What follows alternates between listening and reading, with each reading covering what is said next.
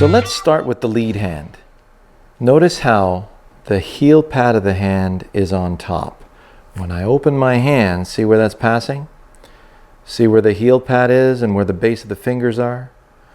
The fingers wrap around and they basically trap the butt of the club up against the heel pad of the hand. And you notice how my thumb, if it was too short, see the buckling right there? So now it's going to tend to buckle in my backswing and it won't support properly. And if it's too long, then when it hinges down, it is going to rub up. So my thumb needs to be in a position where as I hinge up, it doesn't want to buckle. And as it hinges down, it doesn't want to ride up the shaft. So notice right now, a strong grip, which is what Cameron Champ has, a slightly strong grip, especially his swing at age 12, you could see 2 to 3 knuckles on that lead hand from where we're standing. And the thumb is, the tip of the thumb is basically almost at noon, while the base of the thumb is coming in from a 1 o'clock position. And there's where that snuff box is.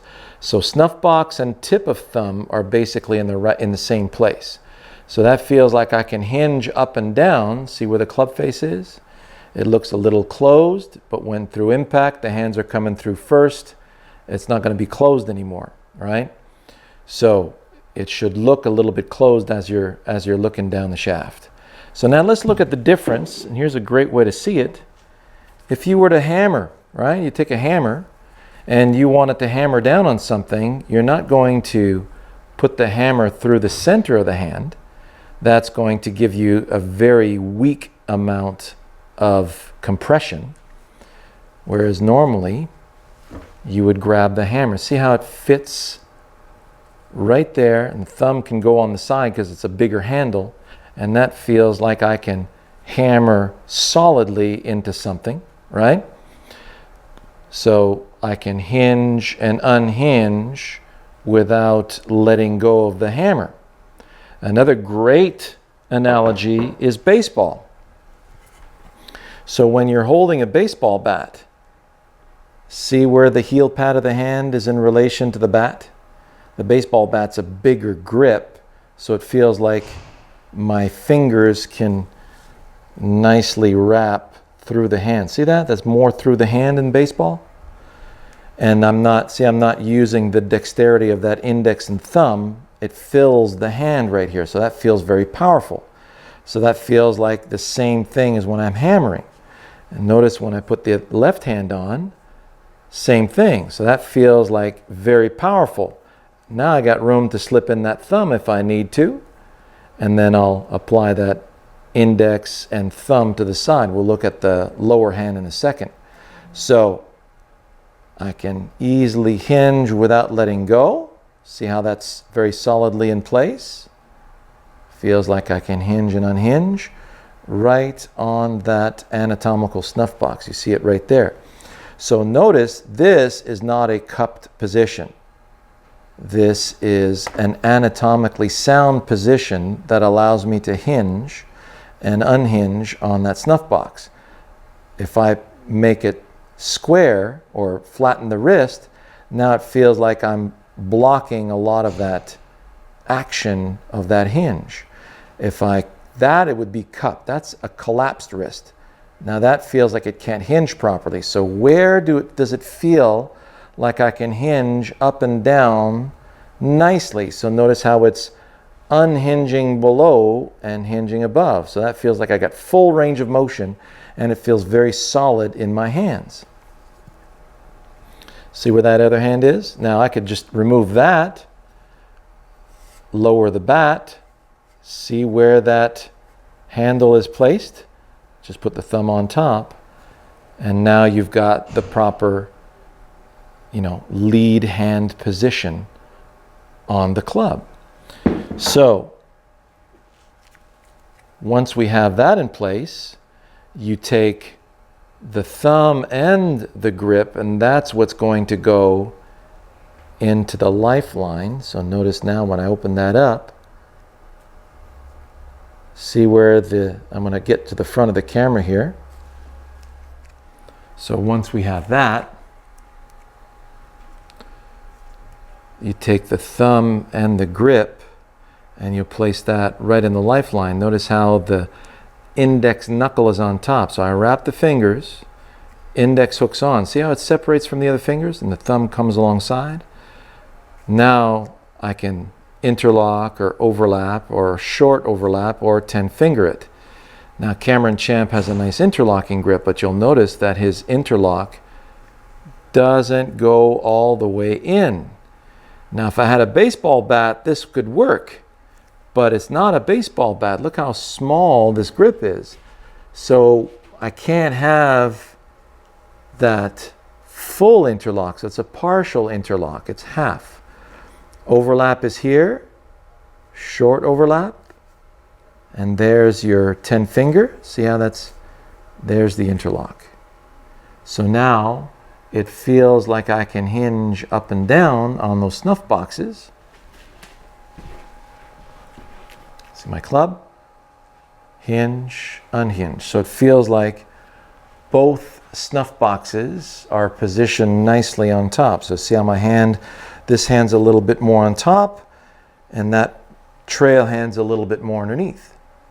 So that is very much like if I wanted to hammer in the direction of the target. And so I want to encourage you to go check out best grip video ever, or best video on grip ever, and have a look also at knife the grip and weak grip versus strong grip, and you'll appreciate a lot more of that information. So it's such an important part of the golf swing. It's going to allow you to do so many things in your golf shots. And that's where Cameron Champ has an advantage, because if you look at other beautiful swings like Adam Scott's grip is not as sound as Cameron Champ's. It's not as anatomically sound. And that's why he's proficient and he can repeat, because he's a great athlete and he works at it, but that grip is not as efficient. So you'll notice that when Cameron Champ finishes his swing, the grip never comes out of any part of his hands. Everything is still intact. Where you'll see other players where the grip falls in this gap and let's go here or let's go here. A sound grip never lets go. So through, both hands are on the club, both hands on the club, both hands on the club. So at the top of the backswing, everything's nice and supported, and into the finish, everything is nicely supported as well. So have a look at those videos, best video on grip ever, and knife the grip, and you'll have in beautiful detail what I'm talking about there. What to observe from Cameron Champ: we have a grip that hinges, releases, and rehinges, and allows him not only to be a shot maker, but allows him to get every single ounce of energy out of that swing. And that's also, if he didn't have that grip, he wouldn't be hitting it as far as he's hitting it right now. Now, if your grip stays intact, it allows you to perform every single shot in the book. If at one point in the backswing something comes apart and the club starts falling into this gap here and starts floating around, that's a massive, very destructive distraction to getting your focus to stay on target. So you'll see how Cameron Champ is allowed to flight the ball. When that grip is so solid on the club, you'll see him as he's hitting those long irons off the tee and basically hitting those low stingers. So hits the ball, then hits the ground, and then you see that big bow in the shaft when it hits the ground. Well, notice he's able to make that shaft work nicely because it's right up against the side of that index finger. So if I wanted to, flight it low, so I'm going to trap a 7-iron here.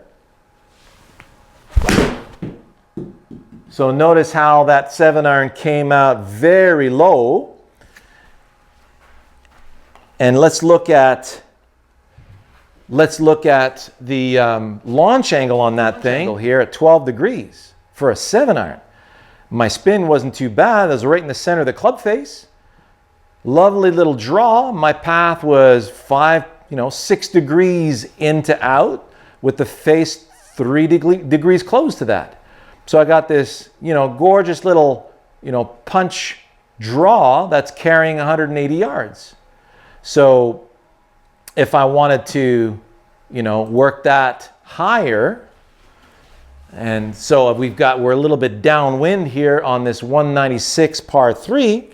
Obviously that low shot's not going to ride the wind. So now if I play the ball a little less back in my stance and throw it up a little bit more to the right edge of that center line, here we go. Staying with it. Staying with it. There we go. A lot higher ball flight. A lot longer carry on that. So now if we look at